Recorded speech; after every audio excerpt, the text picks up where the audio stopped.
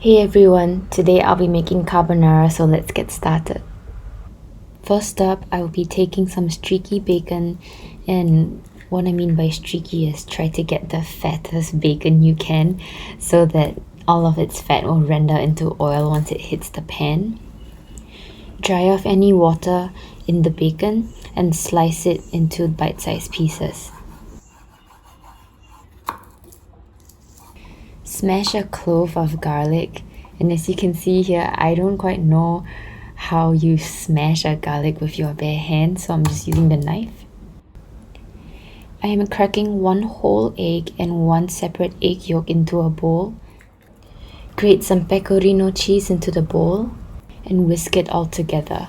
If you can't find pecorino, which is a sheep's milk cheese, then you can also substitute it with parmesan.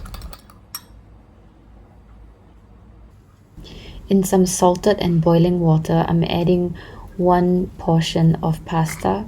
I'm using the thick kind, or tubular spaghetti as it was called on my package. While that's happening, you can light up another fire, put a pan on, add a little bit of olive oil if you feel like your meat is not fatty enough. Quickly pop in the crushed garlic clove, the bacon, and let this cook on a low heat until the fat in the bacon renders out and the aroma of the garlic infuses and seeps into the oil. Add as much or as little black pepper as you like and cook it until your desired doneness. And as you can see, I like mine kinda crispy, so quickly switch off the heat and then drag the pasta along with some of its water into the pan.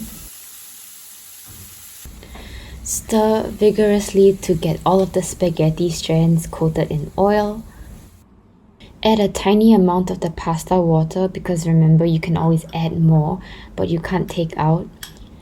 Carefully pour in some of the egg and cheese mixture and stir vigorously to let everything emulsify and to let the cream form. At this point, I'm checking to make sure that my egg and cheese mixture is being emulsified nicely before committing to the rest of the egg and cheese mixture. I had 5 people to serve this carbonara lunch to, so I made 5 individual portions. And on my first try, or the first portion, I accidentally scrambled the egg and cheese mixture because my pan was way too hot. Carbonara is usually made with guanciale, which is a cured pork cheek.